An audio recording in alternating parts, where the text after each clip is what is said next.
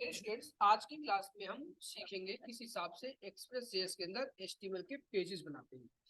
तो यार उसके लिए हम क्या करेंगे, कुछ चीजें आपको एक्नॉलेज करनी होती है। तो हम इसके लिए एक पब्लिक नाम का एक फोल्डर क्रिएट करेंगे डियर। हमने एक पब्लिक नाम का एक फोल्डर क्रिएट कर लिया। अब उस पब्लिक वाले फोल्डर के अंदर हम कोई भी पेज बना सकते हैं। सपोज मैं आपके लिए यहाँ पे बनाता हूँ about.html। हमने यहाँ पे डियर क्या बना लिया, about.html। हमने दूसरा फाइल बना लिया contact.html, है ना। तो 3-4 file, it's up to you, जैसा अच्छा लगे उस हिसाब से आप बना सकते हो डियर। अब यहाँ पे मैंने क्या लिख दिया डियर, आपके लिए कोडिंग, है ना। तो यहाँ पे क्या लिख देता हूँ, about पेज डॉक्यूमेंट। यहाँ पे टाइटल में शॉर्टकट से मैंने बना दिया। तो यहाँ पे लिख देता हूँ welcome to HTML, welcome to about page, F3 tag के अंदर लिख लीजिए, जिससे आपको, है ना, एक्नॉलेज हो पाए कि भाई हमारी ये अबाउट वाली पेज है। सेम फॉर दैट डियर, हम यहाँ पे डॉक टाइप किसके यूज करेंगे यार, आपके लिए वेलकम टू कॉन्टैक्ट पेज। तो हमने यहाँ पे 2 पेजेस बना लिए आपके लिए, अबाउट और कॉन्टैक्ट। कहानी क्या है, कहानी है कि आप किस हिसाब से एक्सप्रेस जेएस के अंदर एचटीएमएल पेजेस आप क्रिएट कर सकते हो। तो डियर हमने उसके लिए क्या बोला, आपके लिए पब्लिक नाम का फोल्डर क्रिएट करते हो। हमने क्रिएट कर लिया डियर, है ना। अब यहाँ पे क्या होगा डियर, ठीक है ना। अब यहाँ पे क्या होगा, उस चीज को हमें एक्नॉलेज करना है। तो सबसे लिए क्या करते हैं, रिक्वायर कर लेते हैं, है ना, अपनी एक्सप्रेस वाली फंक्शनलिटी के लिए। यहाँ पे हमने एक्सप्रेस यूज कर लिया, ठीक है। अब यहाँ पे क्या करेंगे डियर, कॉन्स्ट लिख लेंगे, है ना। अब डियर यहाँ पे क्या करेंगे, हम अपने लिए लिखते हैं पाथ, जो हमने जावास्क्रिप्ट रिएक्ट नोड जेएस में पढ़ रखा था। पाथ में क्या करेंगे डियर, पाथ को रिक्वायर करेंगे, क्यों, पब्लिक फोल्डर तक पहुंचने के लिए, है ना। हमने यहाँ पे क्या कर लिया डियर, पाथ को यूज कर लिया, है ना। पाथ में क्या कर लेते हैं डियर, पाथ में एक वेरिएबल के अंदर इसको भी स्टोर कर लेते हैं, मेक सेंस बन पाए। यहाँ भाई ये पाथ वाली वेरिएबल है ना।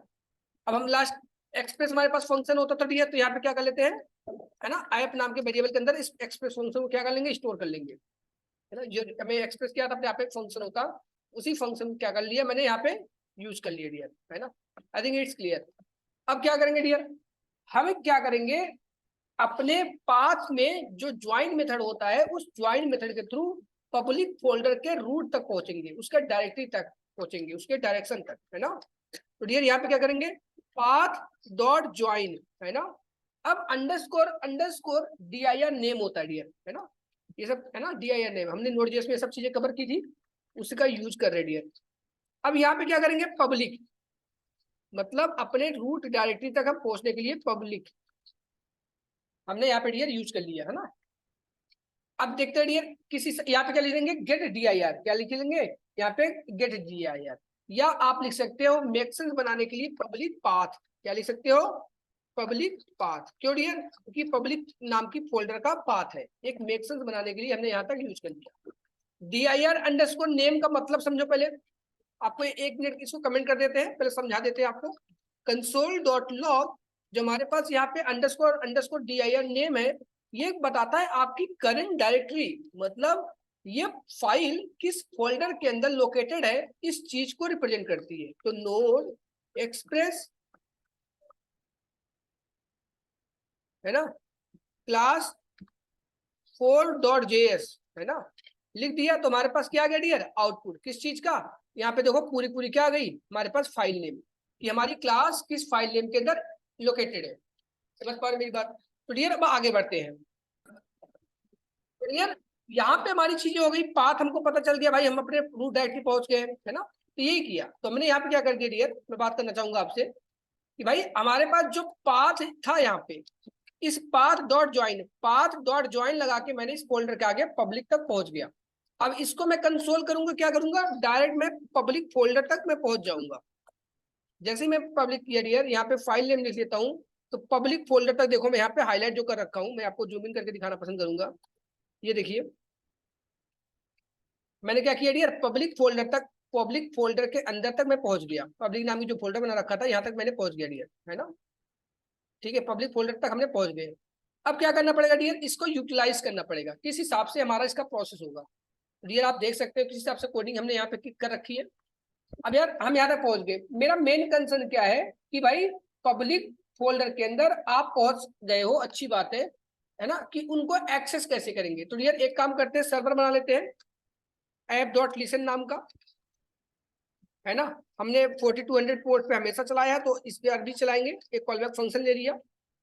तो डियर यहाँ पे लिख देते हैं क्या, सर्वर इज वर्किंग। मैंने यहाँ पे लिख देंगे my server is working. Console में लिख देते हैं माई सर्वर इज वर्किंग। अब यहाँ पे जैसे लिख देंगे my server is working, my server is working हो रही है। अब क्या करेंगे डियर, हम यहाँ पे अपने सर्वर को एग्जीक्यूट करेंगे ब्राउज़र। तो डियर यहाँ पे हमने क्या किया है कि हमने अपना कोड बना लिया, ठीक है। अब इसमें क्या करते हैं डियर, कोड तो बना लिया, अच्छी बात है, अभी एग्जीक्यूट कर लेंगे आपके लिए, ठीक है, हमारी, है ना। तो लेकिन हमें कुछ चीजें सेट करने की नीड पड़ती है डियर। हमें बताना पड़ता है ऐप को कि भैया ऐप आप जो है, अब जो चीज मैं आपको गाइड करूंगा उसी चीज को यूज करोगे। यहाँ पे हमें ऐप को एक्नॉलेज करना पड़ता है यूज करने के लिए कि भैया ऐप, अब जो मैं आपको गाइड कर रहा हूँ उसी चीज को आपको फॉलो करना पड़ेगा। तो क्या बताना पड़ता है, ऐप है के अंदर हमें यूज नाम की एक मेथड होती है, app.use, है ना। तो मतलब हम बताते हैं कि ऐप आप जो है ना इस चीज को यूज करो, क्या, एक्सप्रेस, समझना मेरी बात, है ना। एक्सप्रेस हो गया कि अंदर स्टैटिक नाम की हमारे पास क्या होती है, एक मेथड, है ना। हमें एक्नॉलेज करना पड़ता है कि भैया ऐप आप इस वाले पाथ को हमेशा रेफर करो, इस पाथ को आप प्रेफर करो, ठीक है। तो डियर इस हिसाब से आपकी क्या हो जाती है, एक एक्नॉलेजमेंट कि भैया हमने यहाँ पे चीजें सेट कर दी, है ना। अब यहाँ पे क्या हो रहा है डियर, हमने सेट करने के बाद ऐप को बता दिया कि ऐप, ठीक है, देखो हमने यहाँ पे एक्सप्रेस इंपोर्ट कर लिया, ये प्रोसेस था हमारा, ये सब चीजें कर लिया, पाथ भी मेंटेन कर लिया, और हमने ये भी पब्लिक पाथ सेट कर लिया।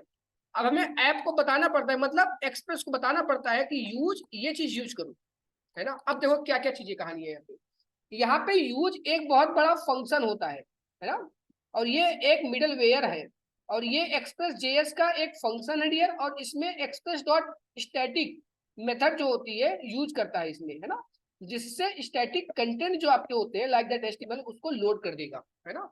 तो इस हिसाब से क्लियर क्या होता है आपकी एक्सप्रेस डॉट स्टैटिक मेथड, है ना।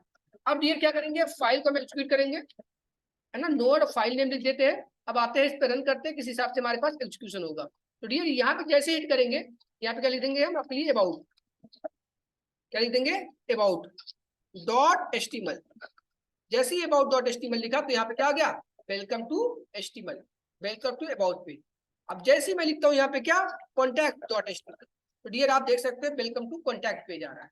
बात करते हैं इस पे सीएसएस देने की, इसको डिजाइन करने की, तो आइए समझाते हैं किस हिसाब से होगा। सपोज मैं S3 टैग यूज कर रहा हूँ, तो हमें पता है यार किस हिसाब से हम एचटीएमएल के अंदर डिजाइन करते हैं। हेड सेक्शन के अंदर स्टाइल नाम का एक एनवायरनमेंट सेटअप करते हैं। तो यहाँ पे क्या हो जाएगा डियर, स्टाइल नाम की हमने एक एनवायरनमेंट सेटअप कर दिया। S3 टैग के अंदर मैं क्या देना चाहता हूँ, बैकग्राउंड कलर येलो। मैं यहाँ पे क्या देना चाहता हूँ डियर, बैकग्राउंड ना, बैकग्राउंड कलर येलो, है ना। मैं देना चाहता हूँ बॉर्डर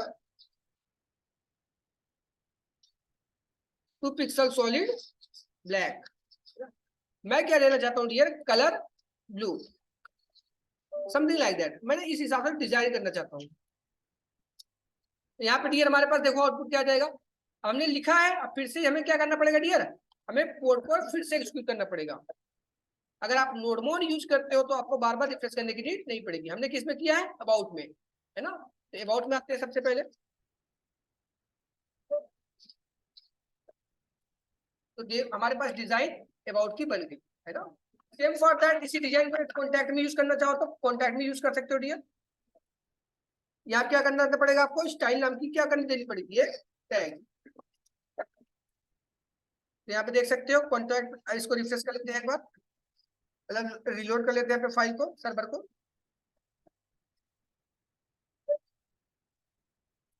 तुम्हारे पास कॉन्टैक्टली बन गया। तो मतलब इस हिसाब से आप एक्सप्रेस जेएस के अंदर आप एचटीएमएल के पेजेस को बना के इंप्लीमेंट कर सकते हो।